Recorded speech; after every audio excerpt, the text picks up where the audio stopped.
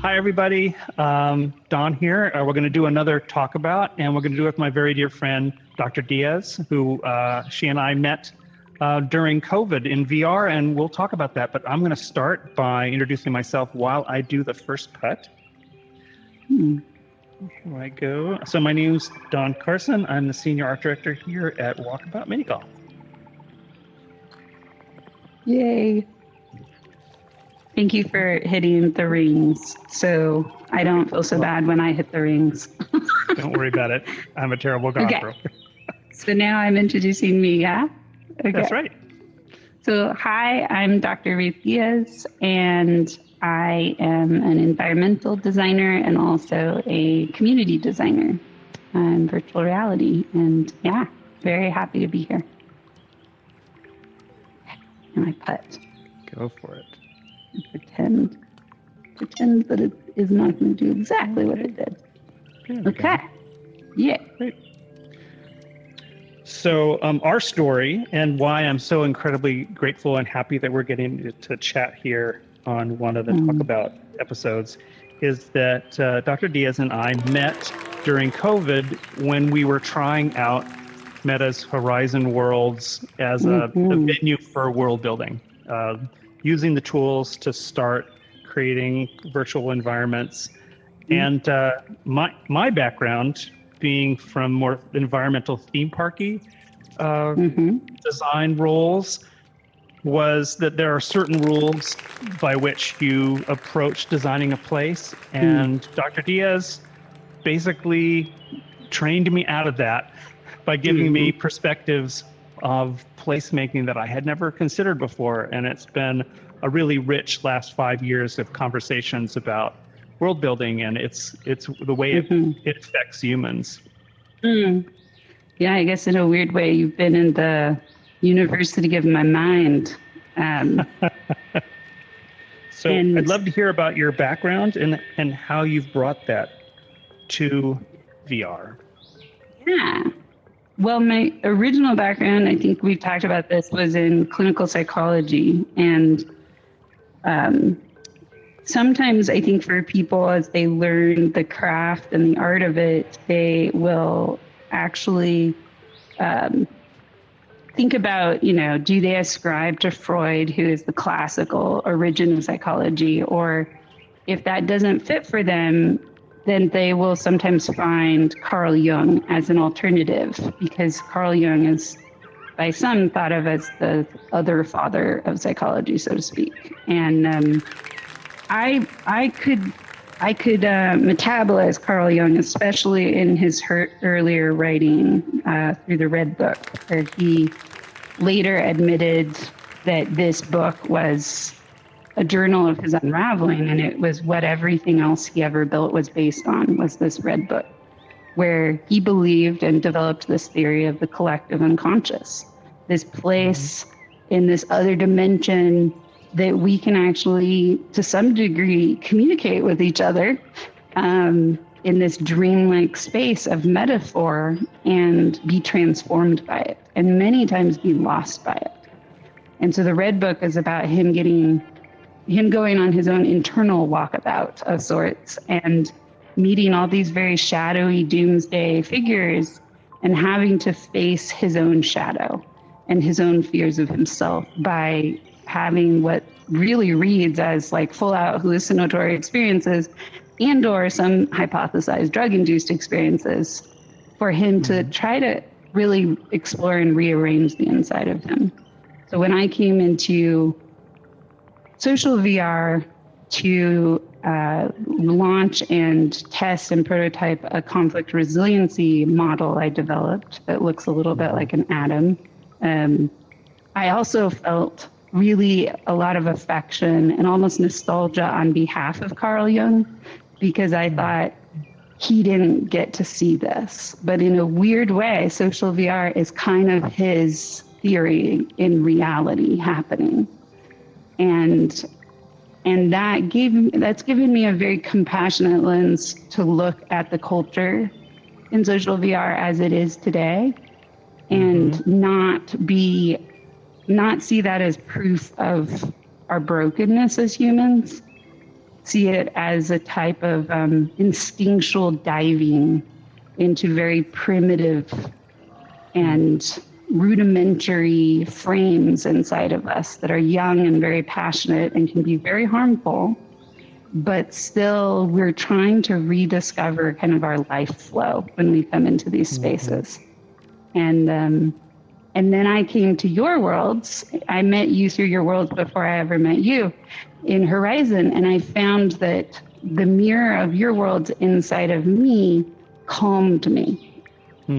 And I came back to your worlds over and over again. And I brought people to them, and we would go into your tarot world and your different scenes world. And we would try to tell ourselves a story of who could make a world like this with such primitive objects so meaningful, like they just felt different to us and we didn't know why. And so it became almost a lore or a game to make up stories on who was behind these worlds. And then that ties me into the bee crown that I have on me, and that I was scheming with a group of people in the community about how to invite a cultural shift and help people get outside of just trying to build for themselves, and actually try to build for people who weren't like them, which you're always going to fail at, to build for people who aren't like you. And so I started this campaign that somebody else came up with, and I led it, called Bee Diversity, where we asked all these community members to build a bee out of primitive objects as a insignia or as a contribution to say we can both look like each other and be very homogenous, but we can still remember we are all diverse creatures and put our own spin on each bee. So we had some of my favorite, we had a rabbi bee, we had a zombie bee, we had all these different bees submitted that were very, anthropomorphized or mythologized. So it didn't almost look like a bee. But when I reached out to you and I said, will you make a bee? And you made a bumblebee, which is a bee. It's just a different kind of bee. And I had the absolute luck to come into the world when you were just leaving it like a little present for me from a magical creature. And I rushed at you like I was a total fangirl. And I was like, don't go. Who are you? I have to know who you are. And you didn't recoil from that. And I'm honored. But that was the start of our connection, was the collision of my background coming into this social landscape and realizing that a lot of people, to cope with the toxicity that can sometimes be in social VR, they would seclude themselves, like all these little caved windows in here. They would go into their own little pods, and they didn't realize how important and how wild it was to build connections between those spaces. And sure. I started to tug on you to dance and play and build with me, to try to delight people into seeing an old thing a new way. Yeah, and we met at least once a week during COVID, and we challenged ourselves with an assignment that we had. It's like there's a game artists play where they'll start a scribble and then they'll hand the scribble to somebody else, and then they'll continue it, and back and forth you end up with a piece that isn't what either of the people this game. thought it was going to be. So we started doing this game where we would pick a topic, and it was always a pretty weighty topic, like grief or death or something really, really meaty. And then we would take these really rudimentary tools that Meta was offering us, and we would go away and start a world and then hand it to the next person, and you would take it or I would take it. And then by the end of it, we would end up with a place to visit that was a representation of our best guesses. And that was a wonderful time, and it was COVID. So we had lots of time. We had the time, exactly. It was a little bit like, MASH units during war or whatever. You get creative because there's nothing else to do. Exactly. And Yeah, what I loved about what we ended up doing with this is we started to realize that talking about it before we were done building it was not as fun. So then we would do it, but mostly not talk about it. And then you brought one of your mentorship pieces for me, which is you saw how many words I was putting into worlds, and you forbade me from using words in our game, which was really frustrating because I have good words.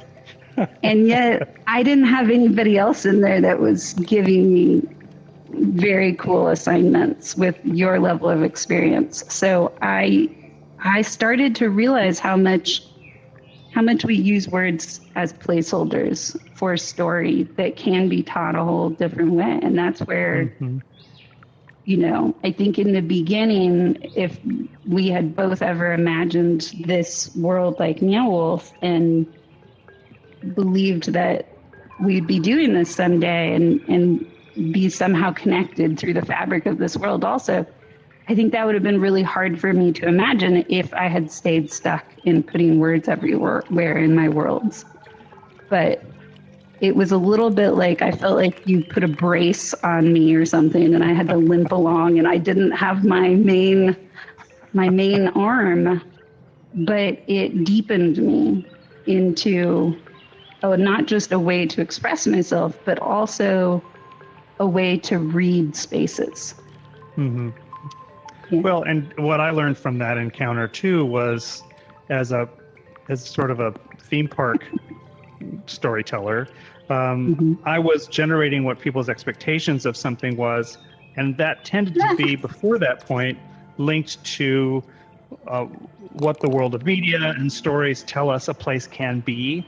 And one of the things you taught me was that you could lead with emotion first, and you could build from an emotional place, and then kind of trust that feeling would be broadcast to the visitor, even if you're not there, which is kind of important.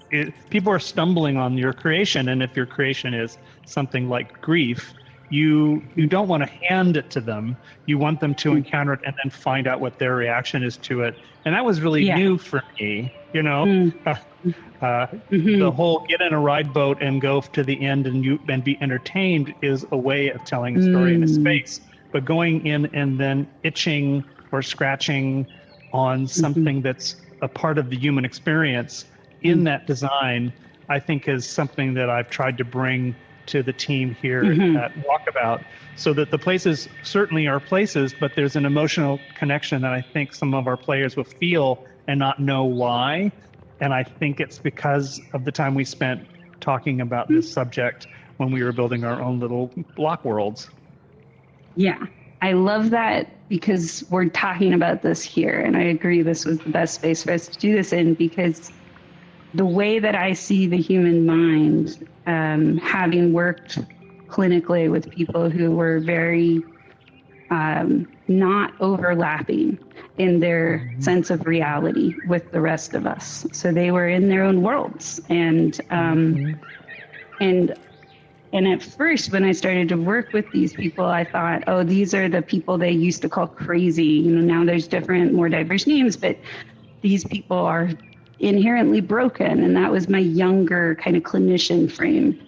But over time, when I started to really use my empathy to just match them and be where they were at, I started to discover these metaphors that brought us both into a place of resonance with each other. And if I could find a metaphor that their body and their emotion and their logic said yes to, or kind of suspended their logic and they could say yes to, we could play in that metaphor and grow a bridge to other necessary shared reality agreements. And that was before I ever came into VR. And so I think because I learned through emotion from these people first how to get into their worlds, I had to just feel the feelings and prove to them, kind of like entering a code into a door, that I could dance their emotional cycle without putting meaning on it. And then I would throw out meaning initially, and they would bat it away like, a ball on fire at first. Mm-hmm. But when I wouldn't be angry about that, I love that we're standing right here because of what's happening over with this creature. When I wasn't angry about what they did with the ball of idea, of metaphor I sent them, they eventually would take it like through a mirror, exactly what's happening in this loop, and they would taste it. And then they would have some new growth happening in this space where they were all alone in their mind. This is so tender. I just love that. When I came in here, this was one of my favorite creatures, right? They're both sharing the nutrients together. And I believe that was where I trained in environmental design before I ever had environmental design accessible to me to play with. That's something I'd like to touch on too, is that you are a creative person, but I don't think necessarily before Horizons you would have labeled yourself necessarily as an artist. But here you were given art tools to world build, and you were incredibly prolific. Hundreds of worlds you've created in that environment. I'd love to hear about that journey, about going from purely the Jungian sort of the id environment where things come from, to building places to allow people to experience these notions you're talking about in an environmental way. Yeah.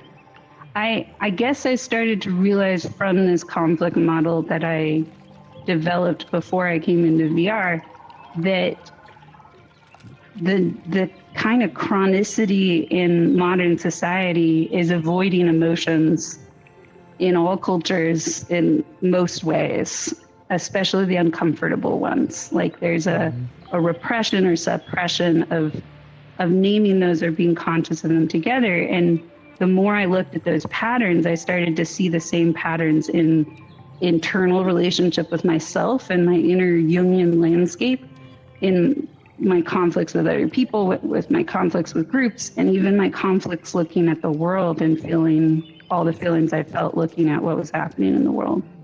And so when I came in social VR and I found worlds like yours and other creators' worlds, and I felt so many things without ever meeting them or knowing their name or knowing what was behind this half-cooked, very easy set of tools, kind of like Legos or Tinker Toys. These tools were so simple to do that some of these worlds felt like somebody had an idea, they came in, they played around for an hour, and they hit publish, and they never came back in. But I could still read so much from a relationship of a cube and a cone and a little cloud in the sky. So then I started to meet the creators of these worlds and actually test my read of what I thought was going on. Interesting. Off of how I found them. And what I found, Don, that has continued on beyond Horizon in multiple apps and games now, is I knew people before I ever knew their name and before I ever knew their stories. When I met them, I instantly was picturing this world that I had visited a year and a half ago. And it was coming to my mind in a metaphor more than it was the exact world. So I felt this strange kind of like intrusion of a thought. And I was impatient sometimes in those connections to get to the point where I understood why I kept having this visualization of like, an example would be a world that had what looked like Niagara Falls. There was nowhere solid to stand in this space. And it was primitive cubes and blocks of water pouring down. But I came into that world and I felt very frightened and like I was going to drown. Right. And it wasn't until a year later that I met that creator and found out that their sibling had died the week before they created that world. So interesting. I'm going to move to our next poll while we talk. Yeah. This was an example of how I started to link the collage kind of digital art that, I never called myself an artist while doing. I started to link that to environmental design and how we communicate through spaces. And I do think that your worlds were a key for me because I felt such a different shift in my physiology, and I couldn't explain why. And then when I started to understand the depth and knowledge, I think one of the ways you explained it to me was, the artist always draws the wrong line many times, like thousands and thousands of times. They're going to draw the line that isn't quite right. But after they draw so many times, eventually they know where that line lives, and they just draw that line. And people will say, oh, you're so talented, you're so gifted. Right. And you know the truth of how much you have tried so many other lines there before that one line just came out so effortlessly. So, I think so much of my background has been with the world building for things like a Disney park, is that I understand the rules, the creative rules to help make something engaging, and that's through composition and color and layout and so on. But our conversations allowed me to see there was a whole nother layer that could be imbued into an environment that, like you said, people feel before they even necessarily know what it is what the origins of it are. And I've discovered too that it doesn't matter that they know the punchline. What matters is that they feel it, and then they get to decide what the meaning is of the feeling that we've placed in it. We've had a wonderful conversation with Michael, who's works at Pixar, who's came in here with me at one point, and he said, "Why is it I feel the love so strongly in this space?" And I said, "Because every single flower has been placed for the intention of your experience of it." Yeah, exactly. And that seems like a kind of a simple way to approach the design, but really that's kind of our secret sauce, is that every single choice that's been made has been made for you, the person who's going to come in here, and you feel it. You feel that it has, yes, we're here to play golf, but honestly, we're also here to be humans and interact with each other. And the context of that interaction is super important. And you play golf. Lovely. Yeah. And I mean, when you say that, I realize that another reason this world is such a perfect placement or environment for us to have this conversation in, I'm not looking for the right metaphor for people anymore. I'm just looking for fluidity in their metaphor. And most people, if they find a metaphor or a symbol or a mascot of themselves, that they feel a sense of, that's me. Even if it's really dark and scary for a lot of people, they feel a sense of validation in it. But that can become precious, and it can become fixed, and it can become dead accidentally just by traveling to that idea over and over. So when I build spaces and communities, I'm not looking for people to have a linear path through my experience. And I think you and Walkabout Minigolf really amplifies the permission to not have a linear path and for that to be okay. All I'm doing, if you think about a circle as having 360 degrees of perspective, I'm looking to just move them by 1 degree from the perspective they're stuck in. And then if we go into a 3-dimensional space, you get a sphere, an infinite possibilities of perspectives. All of us are representing by standing on this globe at the same time. Each of those is another perspective. And so I think I'm looking for any kind of movement that demonstrates that we remember that what is alive is not the story we're telling, it's how we journey through the story that is telling us. That's right. Exactly right. And Meow Wolf. And that's an intangible like thing. That's that is, when someone says, what is the motivation of the design? When that's the motivation of the design, that's a little harder to quantify, but it is not hard to feel.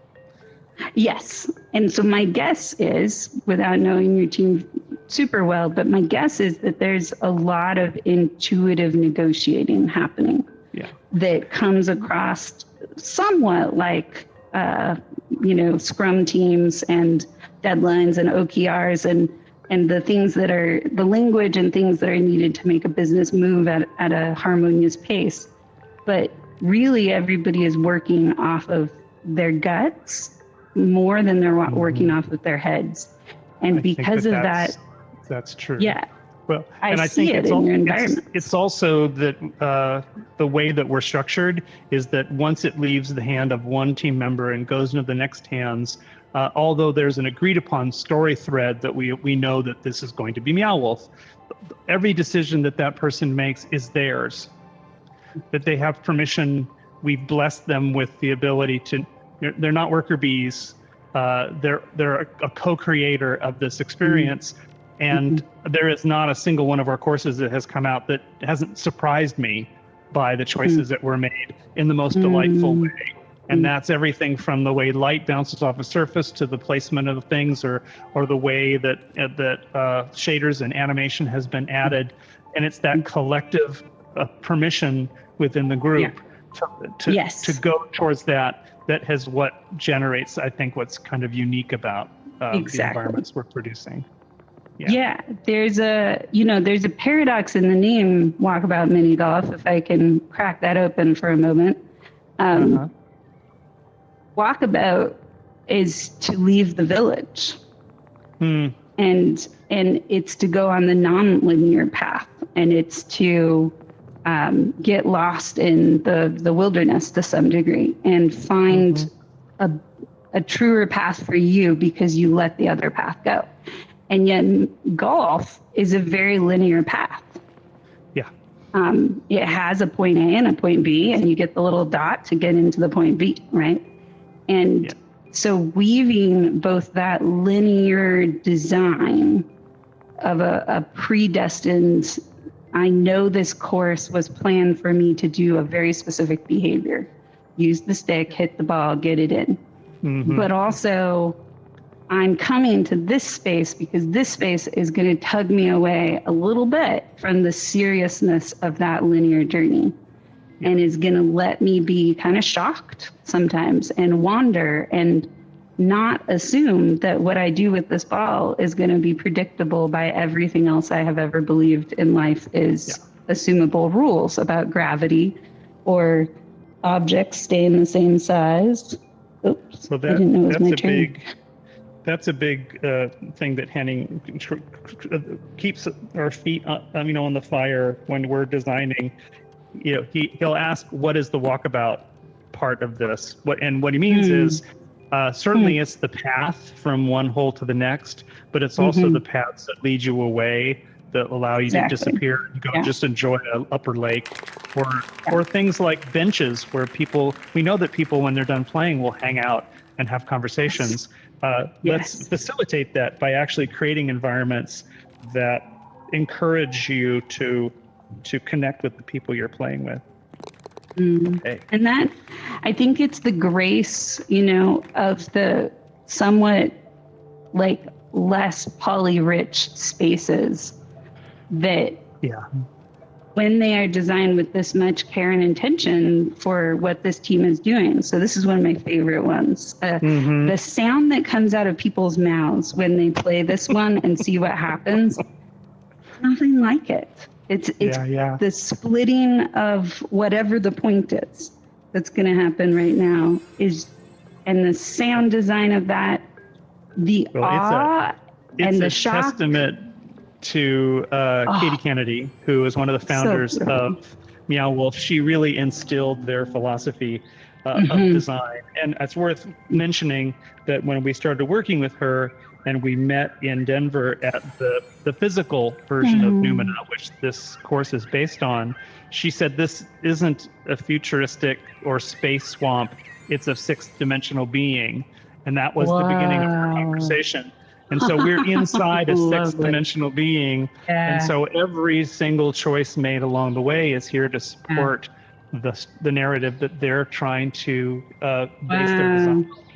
That's so cool. I didn't know that story. What courage would be in the world for us to introduce ourselves not as our professional titles, but as mythical beings, and to start out with that and see where the conversation goes. The other experience I've had in this particular course was in earning my treasured putter here. I feel like I growled at this hunt more than any of the others.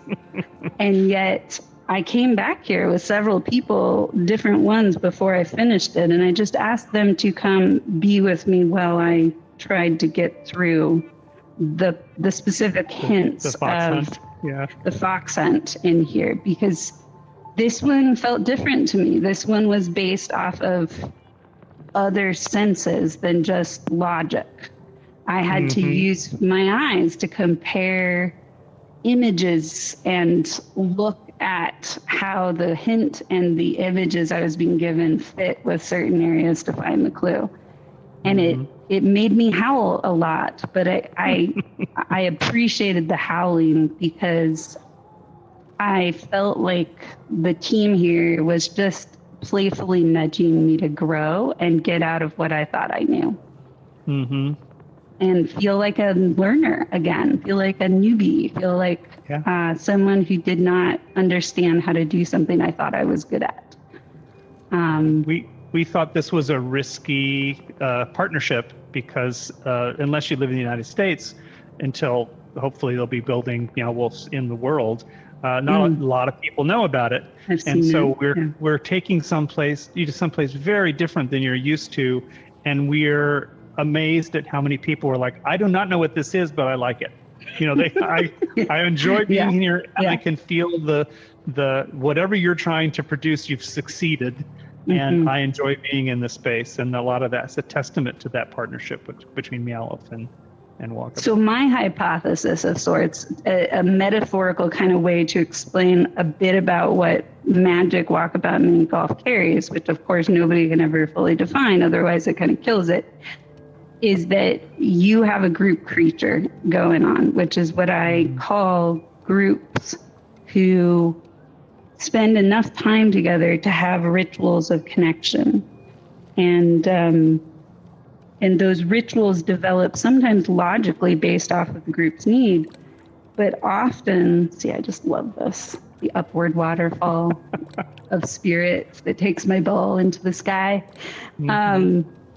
So what I wonder about is how much Walkabout Minigolf is going on their wandering and finding these ideas, these stories, these brands, these art exhibitions, and they are learning the group creature of that other group. They're learning the spirit of that. And they are replicating kind of almost the soul of that group's product in here a bit. They're giving you the essence of That's what our attempt. The feeling is supposed to be. Like with Wallace and Gromit, there are rules by which what we have to produce to be true to the brand, but ultimately it's our love letter to that creation and the people that are creating it. Nice.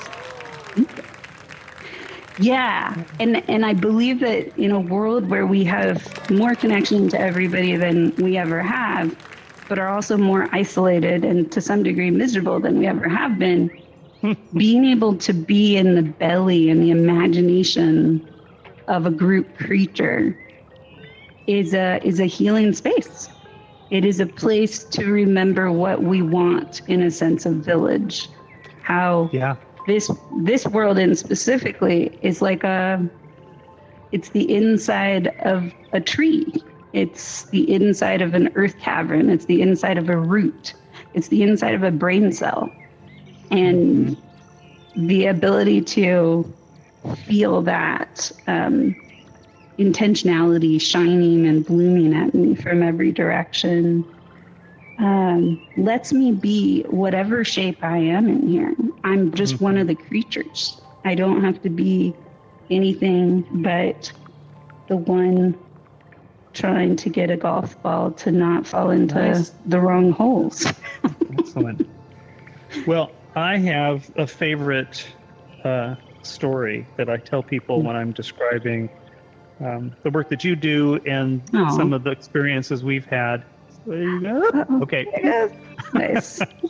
And that is that you and I, and this was probably 4.5 years ago, were in another VR app, and we were playing, I think it was multi-brush. So we were doing sort of tilt brush together.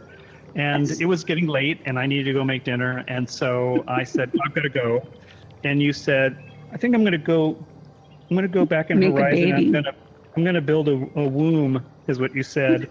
And I remember in knowing the rudimentary quality of the tools we had, and also the potential, that seemed kind of like a hard task, and one that was potentially wrought with disaster, as far as like that was a big. It's like I'm going to go build a cabin in the woods is one thing, but I'm going to go build a womb. That's a whole nother experience. Out of primitive shapes, and people are going to believe it. Right. Yes. So the next day in the morning, I think it was, you said, "Okay, I did it. Do you want to see it?" Like 12 hours later, and so we went into Horizon, and you had built a womb experience. And it culminated in a cavernous space, probably about the same size as this. Yeah, same size as this, and, probably a 40-ton fetus, basically. Fetus, yes. A curled up baby, like sucking its thumb. Its feet were kind of moving in the amniotic fluid, and there's a pulsing umbilical cord. Now, this is made out of Legos, really. I mean, which is really simple. Yeah. And what amazed me, and you told me again and again, that when you would bring people to the space, that they universally would start to cry. And the crying was a lot about the fact that they were home to a place they didn't remember, but they remembered deeply. And that kind of shook my world. Because I had you had taught me the power of placemaking, but I'd never so viscerally seen something that would core touch something that is about us being humans, to draw tears of remembrance of something we don't consciously remember. And blew my mind. So and you've done that time and again in the worlds that you've created and the worlds you've taken me to in VR chat. It's the ones that test our idea of what a place can be. And the physical world has lots of limitations as to finances and danger and health, and you don't want to hurt anybody. But in this environment, it's a big soup that allows for the exploration of emotion and to constantly test what a place can be and how humans experience it. So that's my Dr. Diaz story. Oh, there you go. And what's so funny that you tell about that story is you tell the story that people might say, "Oh, I want to go see a womb and feel like that." But the part of the story that was developed after I built that, I asked myself, how do I get people to believe this? Because they're coming into an application where they don't believe things can feel real in here, because they see it as less than or Play-Doh kind of. They're like, this is children's play. This is not real stuff. And so I created a very fun and then a very frustrating experience to push people into a place of giving up before they got into that spot. Yeah. And the thing that I remember you telling me after coming back in that next morning is that you had hit that wall of frustration trying to get into the space you knew existed. Well, describe that process, because I left that part out. Yeah. Okay. Yeah. It's the funny thing that people don't really want to talk about because it feels a little cringe to say it as a story, but this is what worked. And I think half of the world is the first part, which is you start out inside of some kind of pink organic tube, giant cave. Cube. That's right. Yeah. And in order to get through the first barrier, you see all these giant sperm swimming by you, and you see these oval, suspended kind of egg-looking things in the air. You have to put one of those ovals on your head, and when you move forward, a tail comes out the back end. and you start to realize I am a sperm. And now you can get through that first wall, and then you're given super speed to race with the other sperm who are your friends, who are giggling and gasping out of horror that what have they gotten themselves into.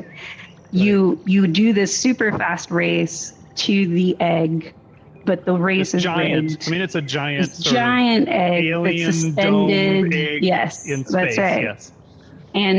And the race always has another sperm that got there first, and you can't get in. You hurl your head at it and can't get in. Right. Until you give up, you cannot move to the next spot. And so this is a type of trying to dig at a place in people where they all won this race. That was their first success. That was their first yes. And then I'm going to say, no, this is a different outcome. You're too late. Yeah. You're too late. You never got there.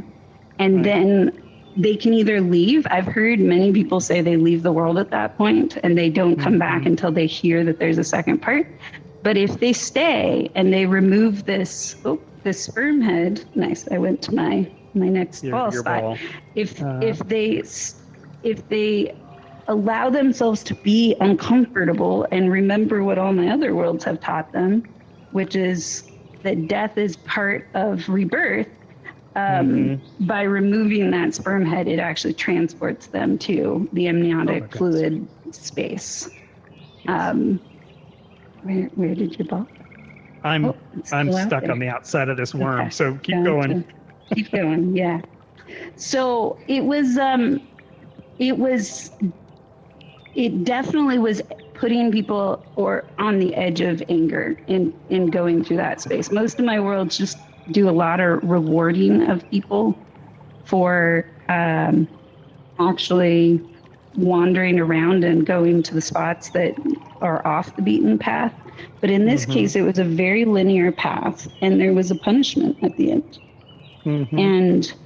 And yet, of all the spaces that I've built, it's probably the one that had the most kind of cult following of by people who have told me even years later that they take anybody new they find in Horizon to that world first until it unfortunately got unpublished. But it was a world that definitely dashed people's expectations and then brought them into a much deeper place than they ever imagined was possible in virtual reality. And I believe with it's the combination. Low poly tools. Exactly. Yeah. That was a super big lesson for me. Yeah. And I think it landing for you, and the other thing that you told me was that you could never pitch that world to any studio for any amount of money, and anybody would have ever signed off on building it or funding it. Right. And that was 40-foot womb. Yes, and we're going to be sperm that fail. That is the worst pitch in the world, right?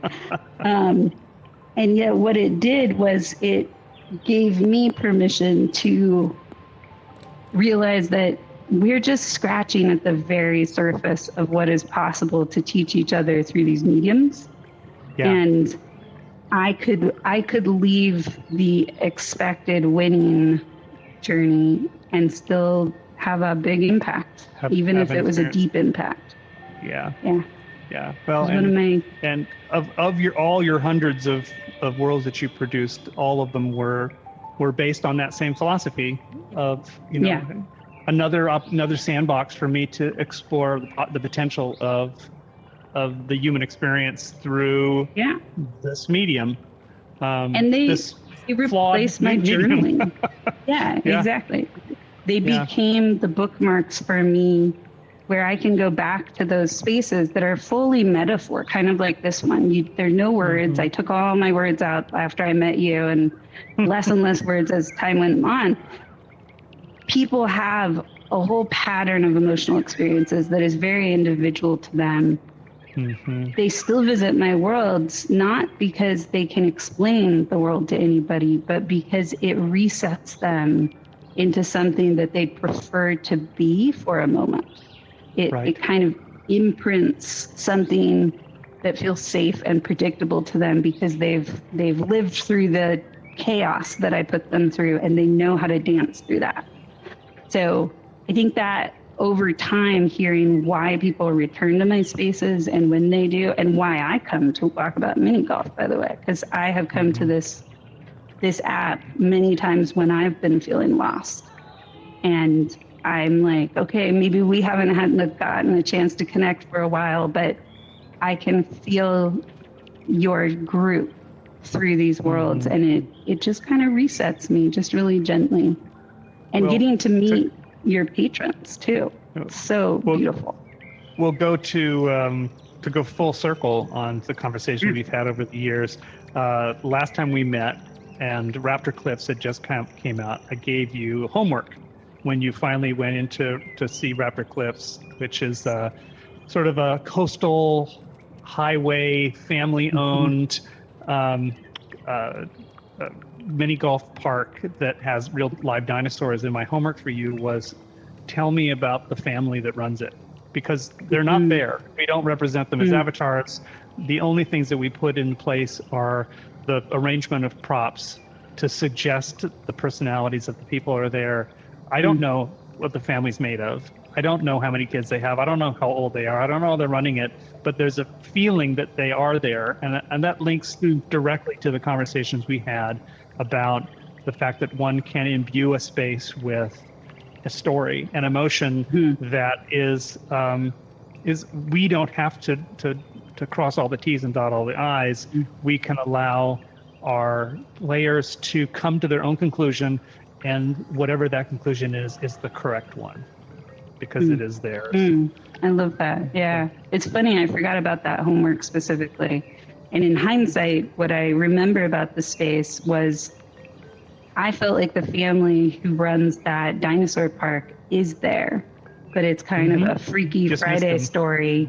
No, the dinosaurs are mirroring the family personalities. Oh, that's cool. I buy that. That's a yes. I had this, and the way I could bridge that story with yours is to say the dinosaurs came for the food at first. They came for the safety in the village.